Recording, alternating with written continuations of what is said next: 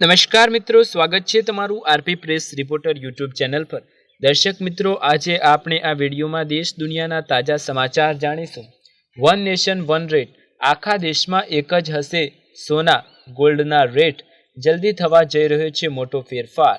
ત્યારબાદના સમાચાર, સરકારી નોકરી, બીએસએફમાં 12 પાસ ઉમેદવારોને નોકરીની તક, પગાર 1.5 લાખથી વધારે, આ રીતે ફટાફટ કરો અરજી। ત્યારબાદના સમાચાર, ટાટા અને બીએસએનએલની ડીલ, જીઓ એરટેલ પર ભારે, દરેક ખૂણે પહોંચશે ઝડપી ઇન્ટરનેટ, જાણો કઈ રીતે। ત્યારબાદના મહત્વના સમાચાર, ડિજિટલ પેમેન્ટ, વિશ્વના ડિજિટલ પેમેન્ટમાં ભારતનો હિસ્સો 50%થી વધારે, વર્ષ 2030 સુધી હાંસલ કરશે આ સિદ્ધિઓ। ત્યારબાદના સમાચાર, સરકારી સેવા, ગર્ભવતી મહિલાઓને સરકાર તરફથી 6000 રૂપિયાની સહાય, યોજનાનો લાભ લેવો કેવી રીતે અને કેવી રીતે કરવી અરજી। ત્યારબાદના મહત્વના સમાચાર, હવામાન વિભાગની લેટેસ્ટ અપડેટ, ગુજરાતમાં આ રાજ્યોમાં ભારે વરસાદ સહિત ગુજરાતના જિલ્લાઓમાં રેડ એલર્ટ, મુંબઈ પાણી થઈ જશે। દર્શક મિત્રો, આજે આપણે દેશ દુનિયાના સમાચાર વિશે વાત કરવાના છીએ, તો વિડીયોમાં અંત સુધી બન્યા રહો અને વિડીયોને લાઇક કરી દો। વન નેશન વન રેટ, આખા દેશમાં એક જ હશે ગોલ્ડના રેટ, જલ્દી થવા જઈ રહ્યો છે મોટો નિર્ણય। દેશના વિવિધ શહેરોમાં સોના ચાંદીના ભાવ પણ અલગ અલગ હોય છે।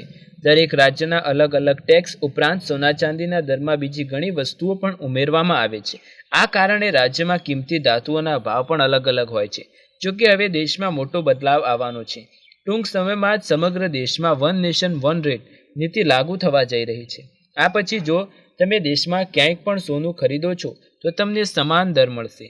જો આમ થશે તો સોનાના વેપારીઓ અને જ્વેલર્સ માટે પણ સરળ બનશે। દેશભરના તમામ મોટા જ્વેલર્સ પણ આને લાગુ કરવા સહેમત થઈ ગયા છે અને આનાથી શું બદલાવ થાય છે તે પણ જાણીએ। વન નેશન વન રેટ પોલિસીથી શું બદલાવ આવશે? આ યોજના હેઠળ કેન્દ્ર સરકાર સમગ્ર દેશમાં સોનાની કિંમતો સમાન કરવા માંગે છે।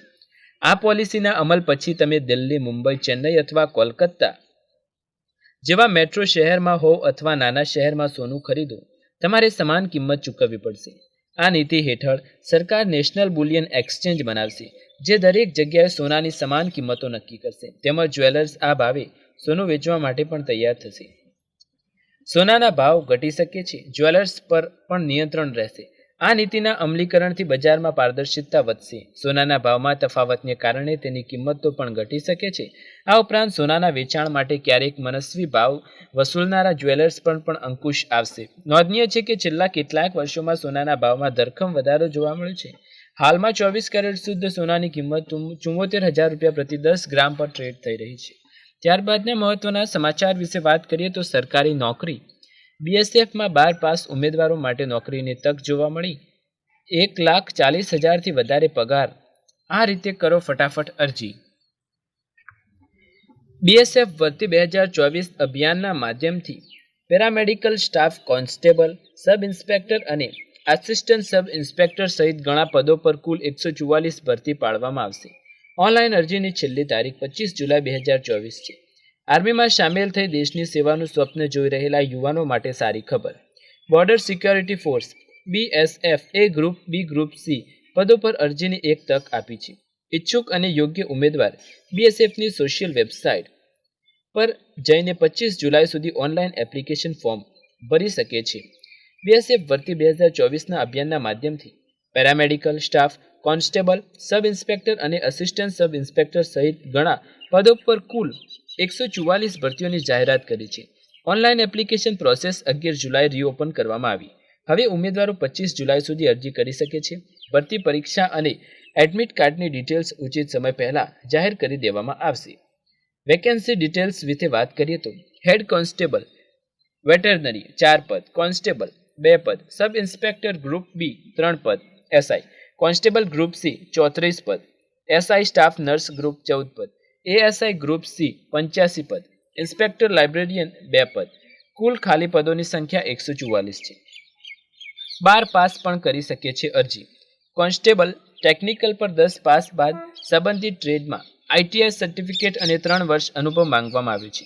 ત્યાં જ કોન્સ્ટેબલ કેનલમેન પદ પર 10 પાસ અને 2 વર્ષનો અનુભવ માંગવામાં આવ્યો છે। મળશે આટલો પગાર। હેડ કોન્સ્ટેબલમાં 25,000થી 81,000 પગાર.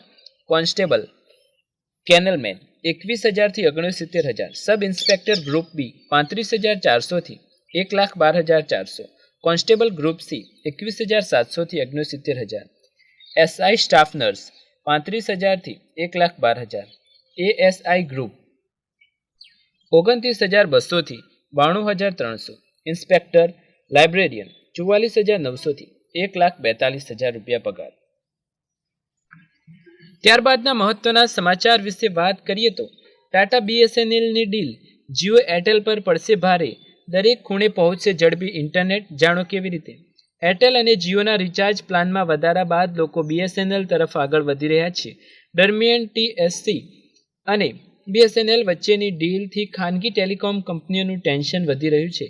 ખાનગી ટેલિકોમ કંપનીઓ એરટેલ અને જીઓના રિચાર્જ પ્લાનમાં વધારા બાદ લોકોએ BSNLને પસંદ કરવાનું વિચારી રહ્યા છે. આ સિવાય સોશિયલ મીડિયા પર આને લઈ ઘણા ટ્રેન્ડ થઈ રહ્યા છે. એવા સમાચાર પણ છે કે ટાટા કન્સલ્ટન્સી સર્વિસ અને BSNL વચ્ચે 15,000 કરોડ રૂપિયાની ડીલ થઈ છે. TCS અને BSNL મળી ભારતમાં 1,000 ગામડાઓમાં 4G ઇન્ટરનેટ સેવા શરૂ કરવા જઈ રહી છે, જેથી આવનાર દિવસોમાં લોકોને ફાસ્ટ સ્પીડ ઇન્ટરનેટ સેવા મળશે. વર્તમાન સમયની વાત કરીએ તો 4G ઇન્ટરનેટ સેવા પર હજુ પણ જીઓ અને એરટેલનો દબદબો છે, પરંતુ જો BSNL મજબૂત બને તો જીઓ અને એરટેલની વચ્ચે તણાવ વધી શકે છે.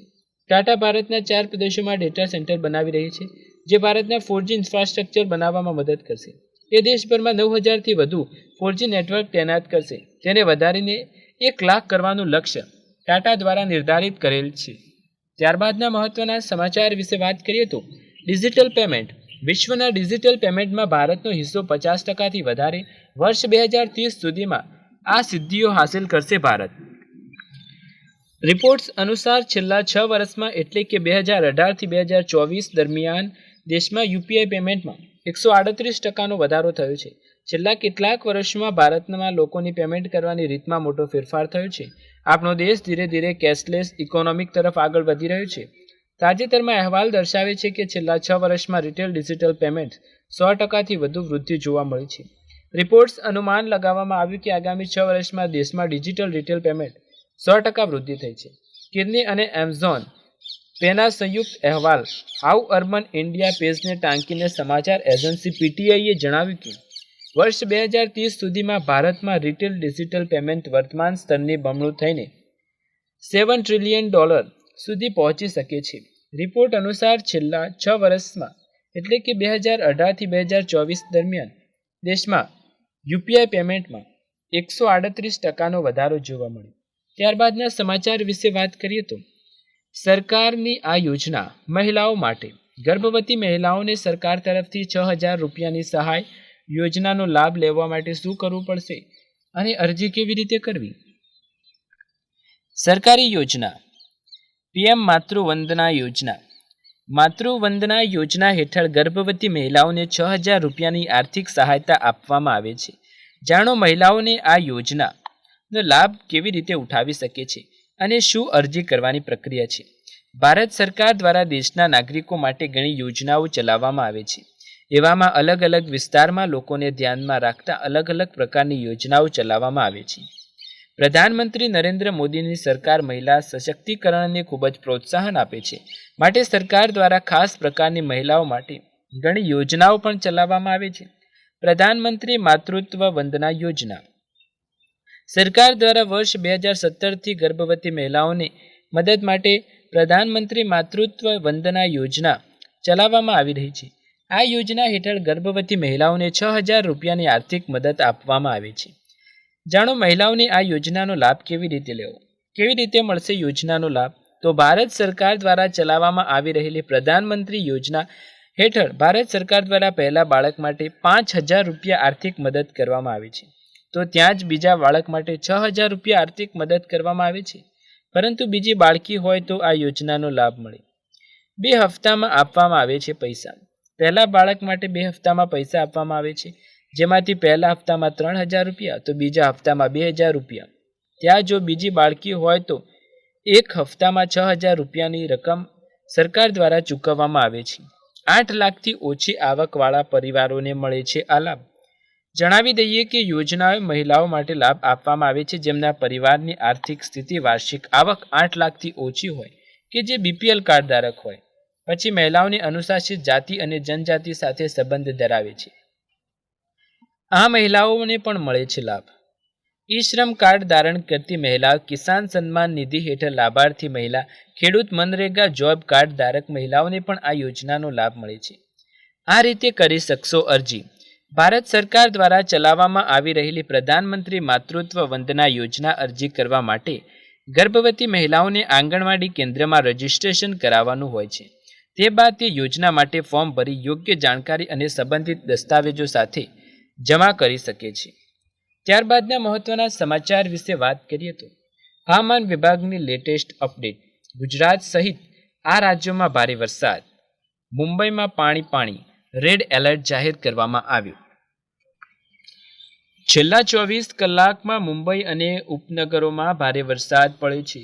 ભારતીય હવામાન વિભાગ IMDએ મહારાષ્ટ્રના કોલ્હાપુર, સતારા, સિંધુદુર્ગ અને રત્નાગિરી જિલ્લાઓ માટે રેડ એલર્ટ જાહેર કર્યું છે. આ જિલ્લાઓમાં આજે મુશળધાર વરસાદ પડવાની આગાહી કરવામાં આવી છે. IMDએ મંગળવારે 16 જુલાઈ સુધી મધ્ય મહારાષ્ટ્રના ઘાટ વિસ્તાર માટે રેડ એલર્ટ જાહેર કર્યું છે. આ વિસ્તારોમાં ભારે વરસાદની સંભાવના છે. IMDના રિપોર્ટ પ્રમાણે 16 જુલાઈ સુધી કોંકણ અને ગોવામાં ભારે વરસાદની શક્યતાઓ છે. હવામાન વિભાગના જણાવ્યા પ્રમાણે 15 જુલાઈના રોજ ઉપરાંત તટીય કર્ણાટક, દક્ષિણ આંતરિક કર્ણાટક અને કેરળમાં ભારે વરસાદ પડ્યો. મુંબઈ સ્થિત પ્રાદેશિક હવામાન કેન્દ્રે મુંબઈ ઉપનગરીય, થાણે, પાલઘર, રત્નાગિરી અને રાયગઢ જિલ્લામાં ભારે વરસાદ જોવા મળ્યો. આ રાજ્યોમાં છે વરસાદનું એલર્ટ. કોંકણ અને ગોવા, મધ્ય મહારાષ્ટ્ર, મરાઠાવાડા, કેરળ અને માહે, લક્ષદ્વીપ, કર્ણાટક, ગુજરાત, મધ્યપ્રદેશ, વિદર્ભ, છત્તીસગઢ અને તટીય આંધ્રપ્રદેશમાં ગાજવીજ સાથે વરસાદની શક્યતાઓ છે. ક્યાં ક્યાં પડશે વરસાદ તેની પણ વાત આપણે કરીએ તો તેલંગાણા, મધ્યપ્રદેશ, વિદર્ભ, છત્તીસગઢમાં 18 જુલાઈ સુધી છૂટાછવાયા વરસાદની આગાહી વ્યક્ત કરવામાં આવી છે. એ સાથે જ 18 જુલાઈના રોજ ઓડિશામાં અલગ અલગ સ્થળો પર ભારે વરસાદની શક્યતાઓ છે. 17 જુલાઈ સુધી અરુણાચલ પ્રદેશમાં પણ ભારે વરસાદ જોવા મળશે. આગામી 5 દિવસ દરમિયાન ઉત્તરાખંડ, ઉત્તર પ્રદેશ અને પશ્ચિમ રાજસ્થાનમાં ગાજવીજ સાથે છૂટાછવાયાથી મધ્યમ વરસાદની શક્યતા છે. જમ્મુ કાશ્મીર, લદ્દાખ, ગિલગિટ, બાલ્ટિસ્તાન, મુઝફ્ફરાબાદ, હિમાચલ પ્રદેશ, પંજાબ, હરિયાણા, ચંડીગઢ, દિલ્હી અને પૂર્વ રાજસ્થાનમાં છૂટાછવાયા વરસાદની શક્યતાઓ IMD દ્વારા કરવામાં આવી છે. દર્શક મિત્રો, આ હતા મહત્વના સમાચાર. તમને વિડીયો પસંદ આવે તો લાઇક, શેર, કમેન્ટ કરો. ચેનલ પર નવા હોય તો ચેનલને સબસ્ક્રાઇબ કરી અને બેલ આઇકન જરૂર દબાવો. આવા જ અવનવા વિડીયો જોવા માટે, અવનવા સમાચાર જોવા માટે ચેનલ સાથે જોડાયેલા રહો. ફરી એકવાર નવા વિડીયોમાં નવી માહિતી, નવા સમાચાર સાથે જલ્દી મળીશું. ત્યાર સુધી તમારા બધાનો આભાર.